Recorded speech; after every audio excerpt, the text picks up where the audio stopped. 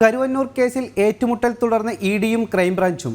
ഇഡിക്ക് രാഷ്ട്രീയ ലക്ഷ്യമെന്നും വിശുദ്ധ പശുവല്ലെന്നും ക്രൈംബ്രാഞ്ച്. സംസ്ഥാന ഭരണ പാർട്ടിയിലേക്ക് എത്തുന്ന അന്വേഷണം തടസ്സപ്പെടുത്താൻ ക്രൈംബ്രാഞ്ച് ശ്രമമെന്ന് ഇഡി.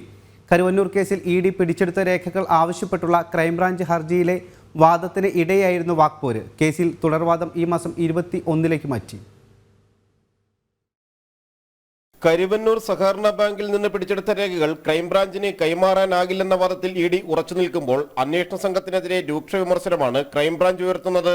ഇഡിയുടെ നീക്കങ്ങൾക്കെല്ലാം രാഷ്ട്രീയ ലക്ഷ്യമുണ്ടെന്ന ആരോപണം കോടതിയിലും ശക്തമാക്കുകയാണ് ക്രൈംബ്രാഞ്ച്. ഇഡി വിശുദ്ധ പശുക്കളല്ലെന്നും രാഷ്ട്രീയമുണ്ടെന്നും ഹിഡൻ അജണ്ടയുണ്ടെന്നുമാണ് ക്രൈംബ്രാഞ്ച് കോടതിയിൽ ആരോപിച്ചത്. കരുവന്നൂർ തട്ടിപ്പിൽ ആദ്യം കേസെടുത്ത അന്വേഷണം ആരംഭിച്ച ക്രൈംബ്രാഞ്ചിന്റെ തെളിവുകൾ ശക്തമായിരിക്കേണ്ടത് ഇഡിയുടെ കൂടി ആവശ്യമാണെന്നും ഇഡി പിടിച്ചെടുത്ത രേഖകൾ ക്രൈംബ്രാഞ്ച് അന്വേഷണത്തിലും നിർണായകമാണെന്നും ക്രൈംബ്രാഞ്ച് വാദിക്കുന്നു. എന്നാൽ സംസ്ഥാന ഭരണത്തിലെ ഉന്നതരിലേക്ക് എത്തുന്ന അന്വേഷണം തടസ്സപ്പെടുത്താനാണ് ക്രൈംബ്രാഞ്ച് ശ്രമമെന്നും തങ്ങൾ പിടിച്ചെടുത്ത രേഖകൾ ക്രൈംബ്രാഞ്ച് ആവശ്യപ്പെടുന്നത് സദുദ്ദേശത്തോടെയല്ലെന്നും ഇഡിയും തിരിച്ചടിച്ചു.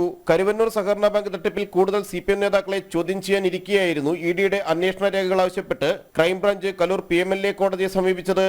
ഇഡി പിടിച്ചെടുത്ത ഏതൊക്കെ രേഖകളാണ് വേണ്ടതെന്ന് വ്യക്തമാക്കാതെയായിരുന്നു ക്രൈംബ്രാഞ്ച് കോടതിയിൽ ആദ്യം അപേക്ഷ നൽകിയത്.